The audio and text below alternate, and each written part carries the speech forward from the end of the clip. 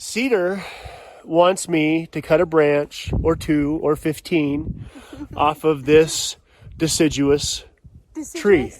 Deciduous or conifer? Which one is it? This tree self-identifies as a deciduous tree. It may in fact be a conifer tree, but I call it by the name that it prefers to be called by. Okay? It's a conifer. All of these, the Doug firs, they're conifers. Conifers.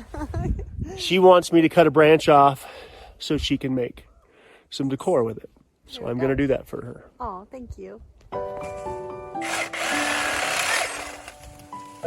Not the whole tree, just a few branches.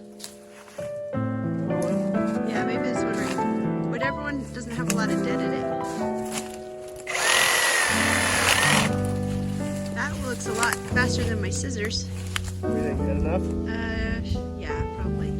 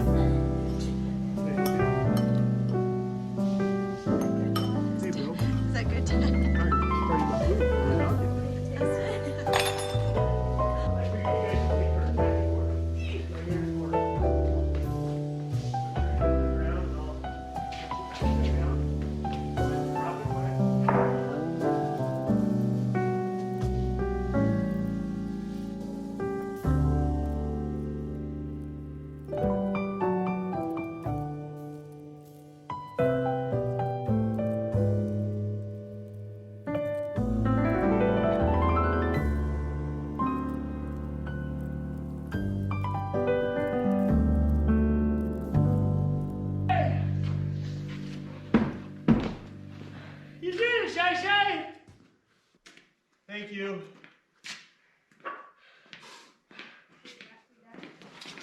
Don't come at me.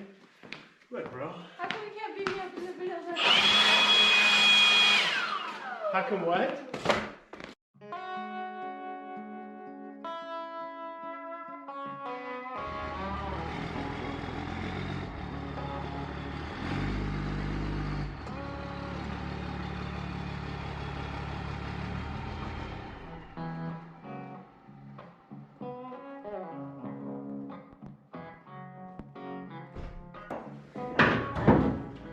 Okay.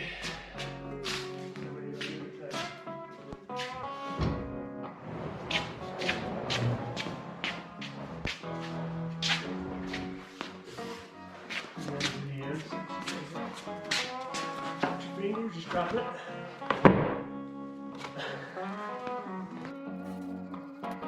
I drove over to my favorite sawmill in one of the neighboring communities to pick up some 1x12 rough sawn lumber so I could finish the siding on the off-grid cabin.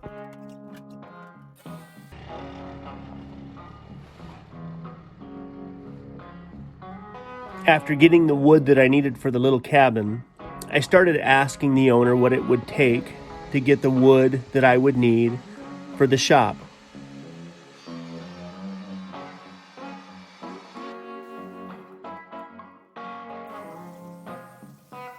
I told him my plan was to do 1x12 board and batten siding on the exterior of the shop, and I thought that I would need around 140 pieces, 1x12 by 14 foot long.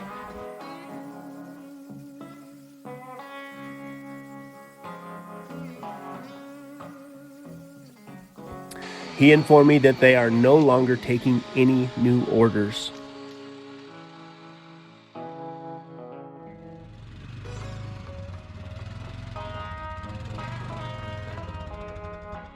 If there happened to be something sitting out in the shop that wasn't spoken for, I could buy that. But if I wanted to place an order, it may be June before he could get to it.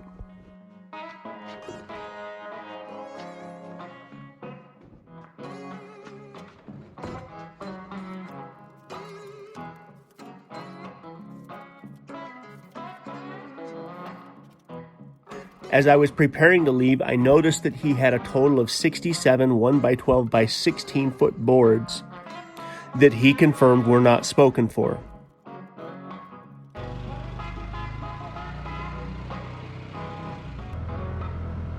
I asked him what the cost would be on those 67 boards.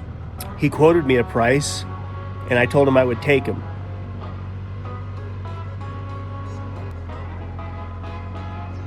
He told me that he can't keep anything in stock.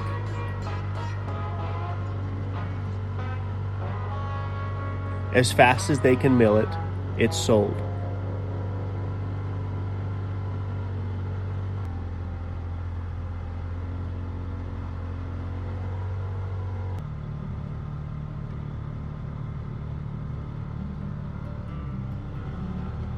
We have what looks like about 5 days of snow coming. So I wanted to get as much materials as I could up to the shop before the snowstorm set in. But I needed to get back over to that mill and pick up as much of that 1x12 as he would sell me.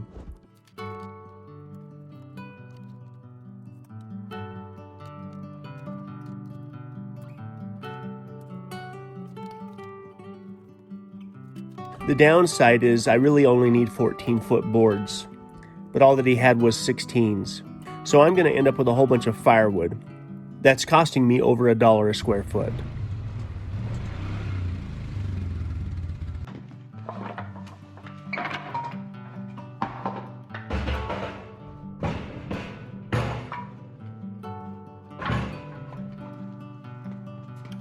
Cedar and Cheyenne helped me get the 1x12s stacked inside the shop because I do not want it out in the elements.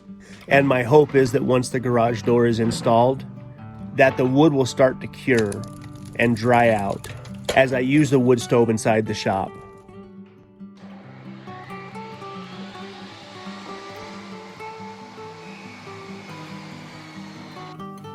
One of the other priorities before the snowstorm sets in is to get a front door made for the little cabin.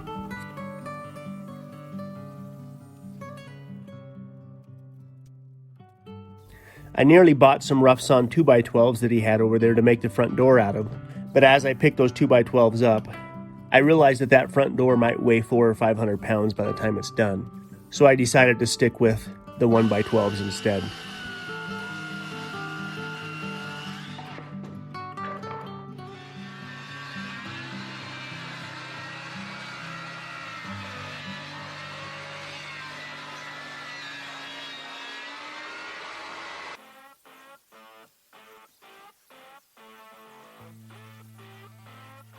I cut a lap into each one of these pieces of 1x12, and that more or less seals the door. But as the door dries out, I may have to use something to keep the cold air out.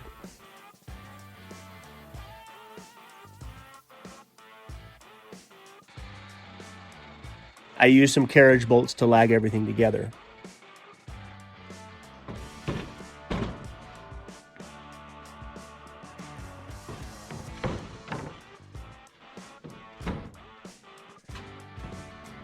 I've been using the barrel stove quite a bit, as the morning lows are in the single digits right now.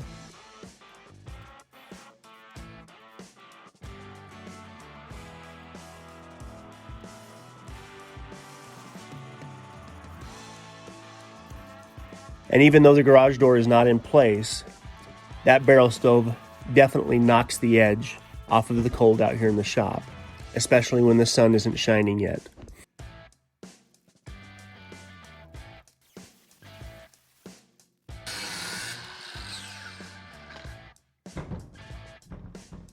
I can see that the barrel stove is more than going to do its job, but I can also see that it's going to eat up some firewood.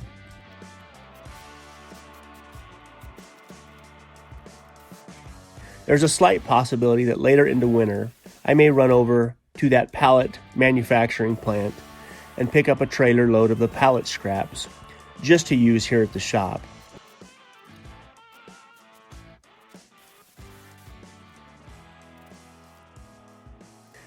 I don't want to use any maple out here in the shop until we can see just how much firewood we're going to use this year.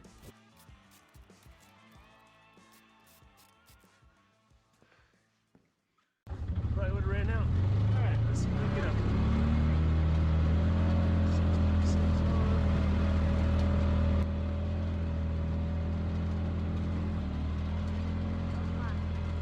Huh? Oh my.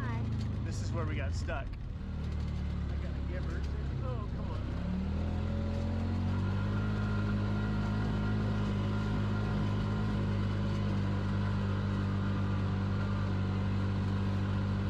Come on, turn, baby.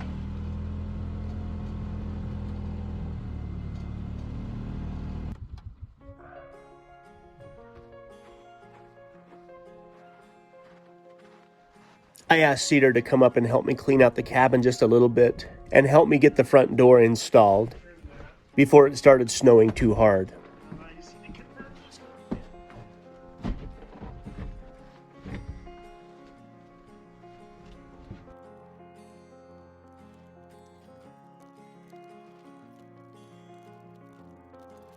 I knew that she also wanted me to get her some branches off of either a cedar or one of the conifer trees while we were up here. So it was a weak excuse to get away from the kids for a minute.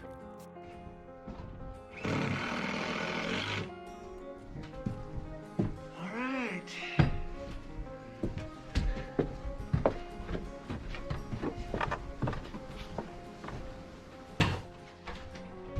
So I'm gonna, Screws and all that. yeah, I need to pick them up and save them. So this thing is kind of cool.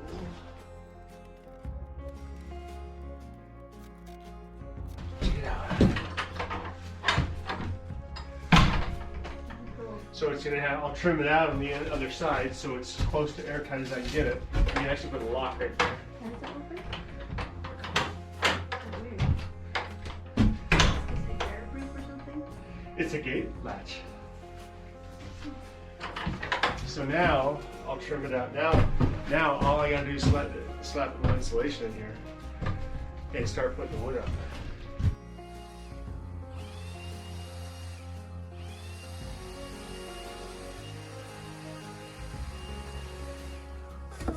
Someday I'm gonna teach you how to be as clean and organized as me.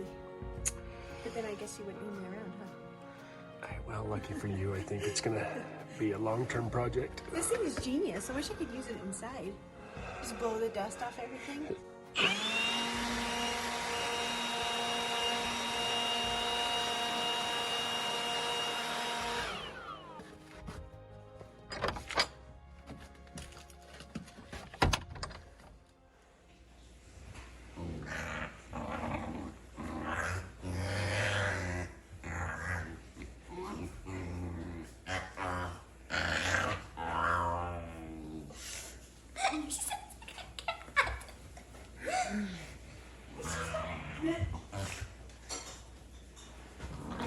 That's her sleepy growl. She's telling you, back off, bro. Oh, but This is the last time this winter that I'm going to spend any significant time cutting firewood.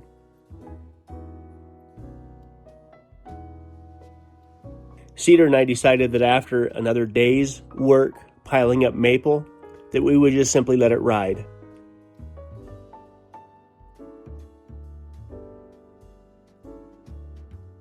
See if we can make it through winter on the firewood that we have.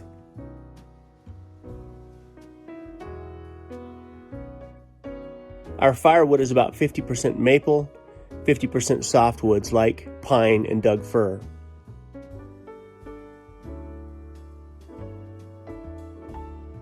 We don't use anywhere near as much maple when we're burning it, and it puts off way more heat than the softwoods do, but the softwoods still get the job done.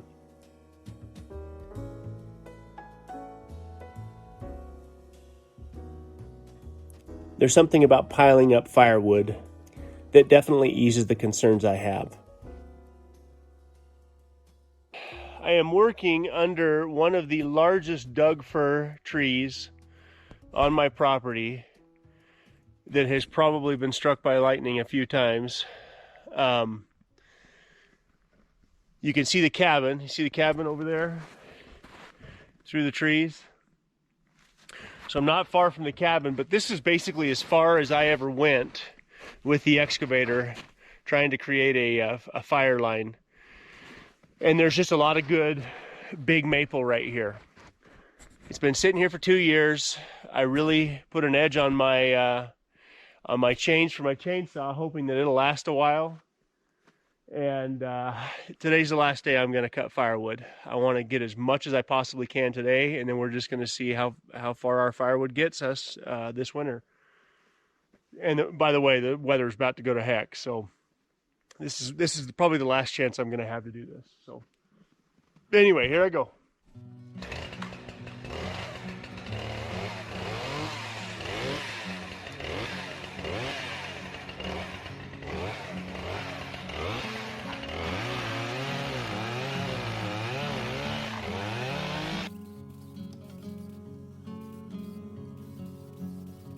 To me, it's very important to stay busy, but also to stay productive in the process.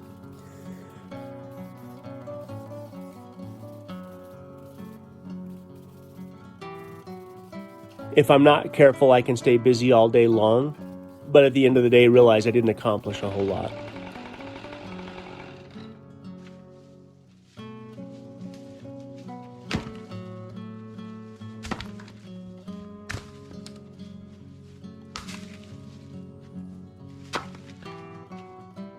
Before winter and the snow really sets in, I'm trying to get some of these last few projects done outside.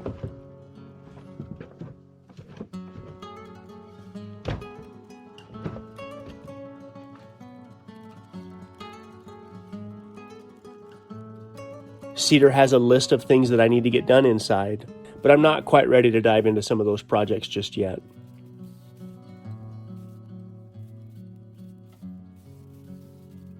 We are still at the mercy of the garage door installer, and he told us that he'll get it installed this week, but I'm not going to hold my breath.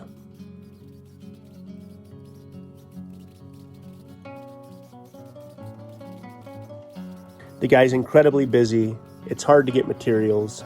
All that I can do is hope and pray that he gets here this week, but be reasonable if he can't.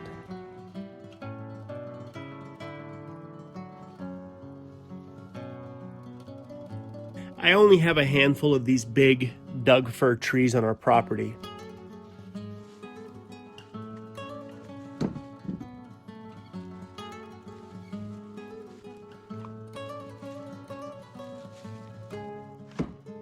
I can jump on the side-by-side, drive back onto National Forest that is literally feet away from my house, and the elevation gets a little bit higher, and there's no more maple trees.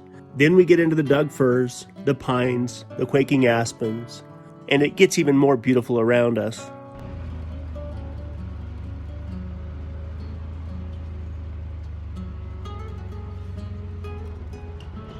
Back here where I'm cutting firewood, I'm about 400 feet higher in elevation than I am there at the house. The house is about 1,000 feet higher than the elevation is in the center of town. We will have snowstorms that lay down a significant amount of snow up here at the house, and in town, they will get minimal snow.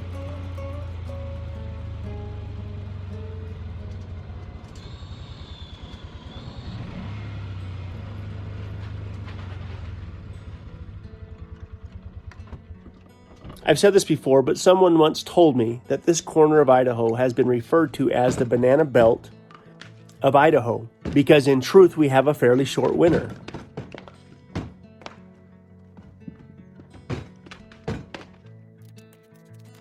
Now, I don't know what that means because we still oftentimes get well over 100 inches of snow every year, but it really does seem like it's only about a 4-month winter.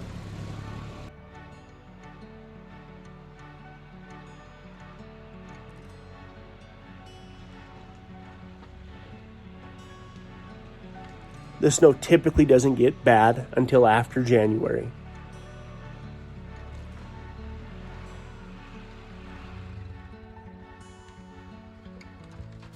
It doesn't typically get super cold, meaning below zero, until February.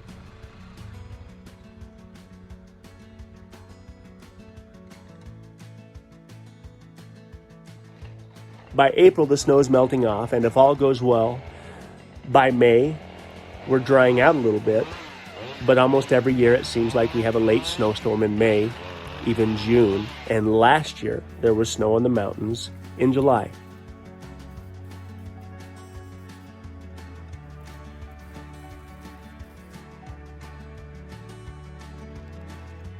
So who really knows, especially with all the changes that seem to be happening?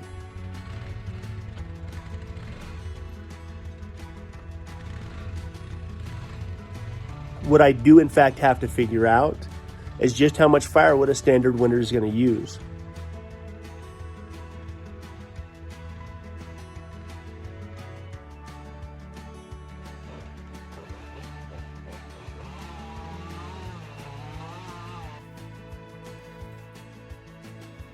As we continue to thin out our property, the plan is to leave some trees that can be transplanted as the older trees die down low, but also cut the firewood in the middle of summer.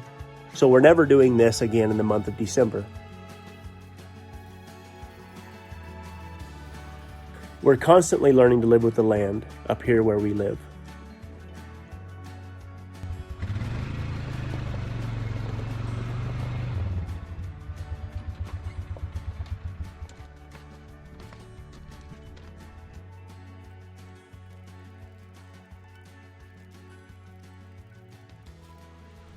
Okay, we came up to put the door on the little cabin up here, and because there's a big storm coming in, we're supposed to have snow for the next 5 days, and Heath wanted to get the door on. We cleaned it up a bit, not a bit, a lot, and got it all together. So we're gonna have our little fireside chat here, minus the fire. And we're both freezing. It's freezing like cold. 20 degrees outside. Can't feel our toes or our fingers, but we're good. We'll just keep on going, right? So, okay, 2 questions. How did we find our land, and how did we have the finances and the resources to get the project going? So, we looked online for hours and hours and hours. Started with that. Even before we got here, started with that. Yeah, even before we got here. And we'd find houses in town that he would like and I wouldn't like, or I would find something that I really liked and that he wouldn't like, and tell him about that one. So I wanted a deal. I wanted something I was going to have some equity in. I found a bank-owned house on an acre for like 35 grand. Took Cedar over there, tried to talk her into it a couple different times. It had a dead owl in it, so that was kind of the kicker for me. It was rough. Crazy about that one. And had we bought that house, we would have used up every penny we ended up using up here. But the end result is we couldn't agree on something in town, thank goodness. And I would drive around and look at land all around the community. And I guess that was part of our strategy, is whether it was online or whether it was in person, we were always driving around. And the end result is I finally got my truck up here one day after like 3 attempts to get all the way up here. And I saw the for sale by owner sign. And I called the lady. She begged me to make an offer. I was so uninterested at that point in time that I didn't call her again for 3 months. Well, we thought we were going to buy a house in town and then have this as a summer home or whatever on the side. I don't even think we were thinking summer home. I think there were so many times when... Or just a cabin or something. A little small cabin, like... yeah, there were just so many times where I would come up here and I would go, man, I love it up here. It's so beautiful. but this is not realistic to live up here. Each time you got a little bit further and you'd come back and be like, hey, I got to this point today. And then one day you finally came home and you had made it all the way up. And then the snow melted, and then the trees started to bud out, and the maple trees came alive. And it's stunning. It's breathtaking to be up here in the spring, in the summer. But even last year, when I look at our videos from last year, I don't look at them too often. We were surviving, we were just getting by last year. Now we're getting to a place where things are a little bit more established and figured out. We know what's coming. We know what's around the corner. But back then, 3 months later, I call this lady. She tells me somebody else is going to make an offer on the land. We end up having to pay a couple of $1,000s more than what she was asking to get it. Had I made an offer 3 months before, I would have gotten it for probably $15,000 less than she was asking. I got so irritated, I almost backed out. Cedar gets after me, tells me to swallow my pride, pay the money. If this is the land I want, pay the money and be done with it. We bought the land. She agreed to carry it for 10 years. We put 10% down. She agreed to carry it for 10 years. We thought we were going to get a mortgage, build a big old fancy house. That didn't work out. Thank goodness. Thank goodness, yeah. And the end result is we would slowly, as far as money was concerned, we didn't have the money. We would just, I didn't know how we were going to figure all these things out. When the bank said, we're not loaning on an off-grid home, I remember thinking, this might be the end of the road. But I remember thinking, I'm not going to give up on this. And so we would just continue, we would just chip away as we could afford it. I had to pay bills associated with living in town. The money that was left, I was always doing things to make extra money. We didn't have the money, but we didn't give up.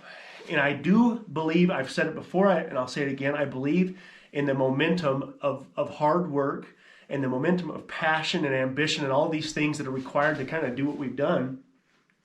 And at some point, all of a sudden, we went, maybe we can do this. Maybe we can get this done. But we knew we didn't want to rent for the rest of our lives either, because we felt like that was always throwing money away. Right. So we wanted our own place that we could invest in. So we didn't have the money. We spent a lot of time online, but we also spent a lot of time in person, in the car, driving around. We would have never found the for sale by owner sign up here had we not gone out and drove around. So the end result is we had a chunk of money, but we used that up pretty quick. And, it costs a lot of money to do what we're doing, but I knew I could work hard. I knew I could figure things out. I knew there was cheaper ways to do things than just sitting back and subcontracting everything out. And we've been able to do it. Thank you guys for the questions and for all the questions submitted on Instagram. And hopefully, if all goes well, the next video that we show about the cabin, I'm going to be getting the siding up. I got all the board and batten siding up here now. And we're going to try and get this place dried in and get a little wood burner up here so we can enjoy it, because it's sure fun. Putting that little door on here has kind of made a difference. So. You can't wait, huh? You're so excited. Well, it's just kind of sitting up here waiting for me to do something with it. So I really want to make this into something real. So anyway, thank you.